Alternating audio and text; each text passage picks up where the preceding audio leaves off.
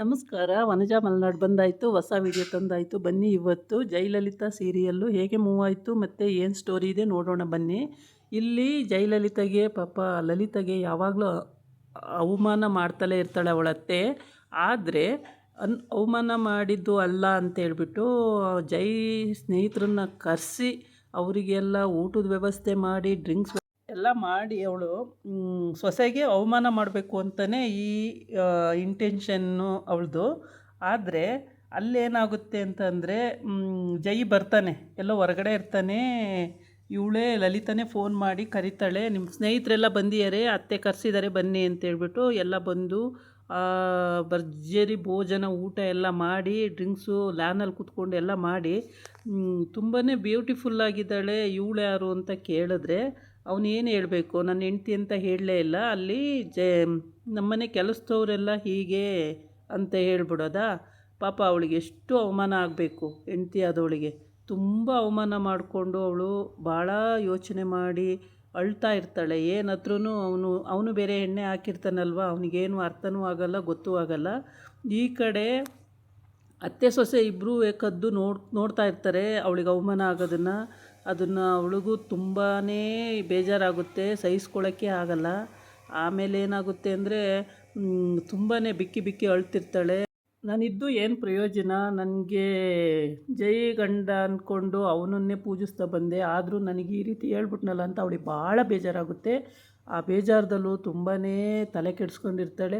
ಸ್ನೇಹಿತರಿಗೆ ಹೆಂಡ್ತಿ ಅಂತ ಪರಿಚಯ ಮಾಡ್ಕೊಡೋಕ್ಕಾಗಲಿಲ್ಲ ಅಂದಮೇಲೆ ನಾನು ಯಾಕೆ ಇಂಥ ಗಂಡನ ಜೊತೆ ಇರಬೇಕು ಅನ್ನೋದು ಒಂದು ಥಾಟ್ ಬಂದ್ರೂ ಕೂಡ ಅವಳು ಮತ್ತೆ ಯೋಚನೆ ಮಾಡ್ತಾಳೆ. ಆಮೇಲೆ ಅವಳು ಬರ್ಸಿರೋ ಅಂಥ ಹೃದಯ ಅದರಲ್ಲಿ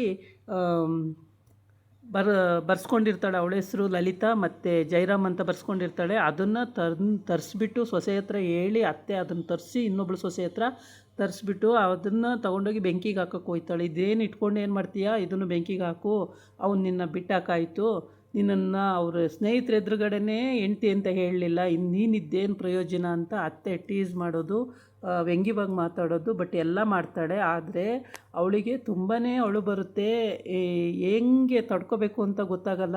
ಸಲೀಸು ಬೆಂಕಿ ಹತ್ರ ಅದನ್ನು ಕೈಯಲ್ಲಿ ಇಟ್ಕೊಂಡು ಹಾಕಕ್ಕೆ ಹೋದವಳು ಪುನಃ ಮತ್ತೆ ಎತ್ಕೊಂಡು ಅದನ್ನು ತಗೊಂಡು ರೂಮಿಗೆ ಬರ್ತಾಳೆ. ಆದರೆ ಇಲ್ಲಿ ಎಲ್ಲರೂ ಸ್ನೇಹಿತರೆಲ್ಲ ಸೇರಿಕೊಂಡು ಅದೇನೋ ಆಲ್ಬಮ್ ನೋಡೋಣ, ಚಿಕ್ಕ ಹುಡುಗನಲ್ಲಿ ಆಲ್ಬಮ್ ಇತ್ತಲ್ಲ ಅದು ನೋಡೋಣ ಅಂತೇಳ್ಬಿಟ್ಟು ಬರ್ತಾರೆ ಎಲ್ಲ ರೂಮಿಗೆ. ಎಲ್ಲ ಕುಡಿದು ಟೈಟಾಗಿರ್ತಾರೆ, ಒಬ್ರಿಗೂ ತಲೆ ನಿಲ್ಲಲ್ಲ, ಕಾಲು ನಿಲ್ಲಲ್ಲ, ಕೈಯೂ ನಿಲ್ಲಲ್ಲ. ಅಂಥ ಸಿಚುವೇಷನಲ್ಲಿ ಇವಳು ಭಾಳನೇ ಬೇಜಾರು ಮಾಡಿಕೊಂಡು ಬಂದು ಅವ್ನು ಕಟೌಟ್ ಇರುತ್ತಲ್ಲ ಅಲ್ಲಿ ನಿಂತ್ಕೊಂಡು, ದೊರೆ ನಾನು ಎಷ್ಟೆಲ್ಲ ನಿಮ್ಮನ್ನು ಪ್ರೀತಿ ಮಾಡಿದೆ, ಆದರೆ ನೀವು ನನಗೆ ಮಾಡಿದ್ದೇನು, ಸ್ನೇಹಿತರ ಹತ್ರ ನೀವು ನನಗೆ ನನ್ನ ಹೆಂಡ್ತಿ ಅಂತ ಹೇಳಿ ಪರಿಚಯ ಮಾಡಿಸ್ಲಿಲ್ವಲ್ಲ, ನಾನು ಏನು ಉಪಯೋಗಕ್ಕೆ, ನನ್ನಿದ್ದು ಏನು ಪ್ರಯೋಜನ, ಭಾಳನೇ ಚಿಂತೆ ಮಾಡ್ತಾಳೆ. ಬರೀ ಅತ್ತೆ ಕೂಡ ನನ್ನನ್ನು ದ್ವೇಷಿಸ್ತಾರೆ ಅಂದ್ಕೊಂಡಿದ್ದೆ, ನೀವು ಕೂಡ ನನ್ನನ್ನು ಅಂತ ಹೇಳ್ಬಿಟ್ಟು ತುಂಬಾ ಬೇಜಾರು ಮಾಡ್ಕೋತಾಳೆ. ಆಮೇಲೆ ಅವಳಿಗೆ ದುಃಖ ಅದು ತಡ್ಕೊಳೋಕ್ಕೆ ಆಗೋಲ್ಲ, ಅಷ್ಟು ದುಃಖ ಪಡ್ತಾಳೆ. ಅಲ್ಲಿಗೆ ಅವ್ರ ಅತ್ತೆ ಬಂದು ಅದು ಬೇರೆ ಅರ್ಧ ಟೀಸ್ ಮಾಡ್ತಾಳೆ.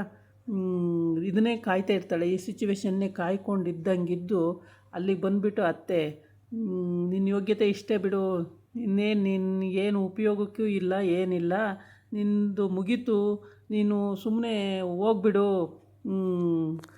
ಬರೀ ಬಡವರಟ್ಟಿಯಿಂದ ಬಂದಿದೀಯಾ, ಅಲ್ಲಿಗೆ ಹೊರಟೋಗು ನೀನು, ಇಲ್ಲಿದ್ದು ಏನು ಉಪಯೋಗ ಇಲ್ಲ, ನಿನಗೆ ನೀಟಾಗಿ ತಿರ್ಗೋಕ್ಕೂ ಬರಲ್ಲ, ಸ್ಟೈಲಿಶಾಗಿ ಇರೋಕ್ಕೂ ಬರಲ್ಲ, ಹಾಗೆ ಅಂತೆಲ್ಲ ಬೈತಾಳೆ. ಎಷ್ಟೇ ಬೈದ್ರೂ ಅವಳು ಪಾಪ ಸುಮ್ಮನೆ ನಿಂತಿರ್ತಾಳೆ ಅಳ್ತವ, ಇನ್ನೇನು ಮಾತೇ ಆಡಲ್ಲ. ಅಷ್ಟೂ ದುಃಖ ಬರ್ತಿರುತ್ತೆ, ಆ ದುಃಖನ ತಡ್ಕೊಂಡು ಅಳ್ತಾ ನಿಂತಿರ್ತಾಳೆ. ಆಮೇಲೆ ಭಾಳ ಬೇಜಾರಾಗುತ್ತೆ.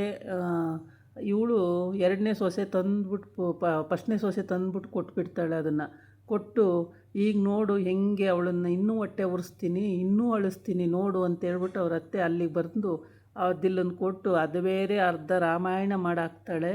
ಅವಳಿಗೆ ದುಃಖದಲ್ಲಿರ್ತಾಳೆ, ಇನ್ನೂ ದುಃಖ ಹೆಚ್ಚಿಸ್ತಾಳೆ. ಅಷ್ಟೊಂದು ಅತ್ತೆ ಇಷ್ಟು ಕಾಟ ಕೊಡೋ ಅತ್ತೆನ ನಾನಂತೂ ನೋಡಲಿಲ್ಲ. ಎಷ್ಟೆಲ್ಲ ಅವಳು ಗ್ರಾಮ ಪಂಚಾಯತಿಲಿ ಸದಸ್ಯೆ ಆಗಿದ್ದರೂ ಕೂಡ ಮನೇಲಿ ಅಷ್ಟು ಕೆಟ್ಟದಾಗಿ ನಡೆಸ್ಕೊಳ್ತಾರೆ ಅವಳನ್ನ.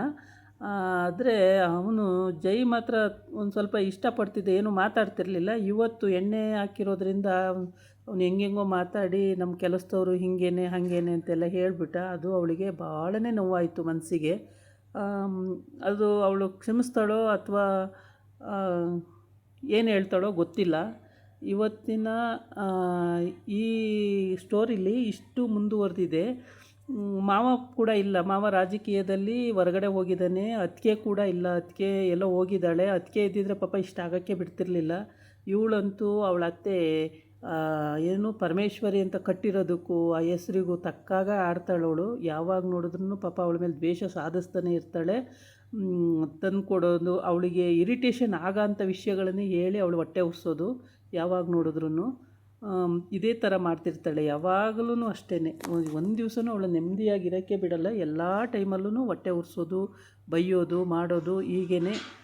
ಇದು ತುಂಬ ಇರಿಟೇಷನ್ ಆಗೋಂಥ ವಿಷಯ. ಪಾಪ ಅವಳೆಷ್ಟು ದುಃಖ ಪಡ್ತಿದ್ದಾಳೆ ಅಂದರೆ ಅಷ್ಟು ದುಃಖ ಪಡ್ತಾಳೆ. ಆ ದುಃಖದಲ್ಲೂ ಒಂದು ಸಮಾಧಾನ ಮಾಡೋ ಅಂಥ ಯೋಗ್ಯತೆ ಕೂಡ ಅತ್ತೆಗೂ ಇಲ್ಲ, ಓರ್ಗಿತ್ತಿಗೂ ಇಲ್ಲ. ಓರ್ಗಿತ್ತಿ ಅತ್ತೆ ಬಾಲನೆ, ಅತ್ತೆ ಏನು ಹೇಳ್ತಾಳೆ ಅದನ್ನೇ ಕೇಳ್ತಾಳೆ ಅವಳು. ಇಲ್ಲ ಅತ್ತೆ ಇದು ತಪ್ಪು, ಹಿಂಗೆ ಮಾಡಬಾರ್ದು, ಪಾಪ ಅವಳು ಒಬ್ಬಳು ಸೊಸೆ ಅಲ್ವಾ ಅನ್ನಂಗಿಲ್ಲ. ಇದಾಗಿತ್ತು ಇವತ್ತಿನ ವೀಡಿಯೋ. ನಾಳೆ ಇನ್ನೊಂದು ವೀಡಿಯೋ ಜೊತೆ ಬರ್ತೀನಿ. ನಮಸ್ಕಾರ.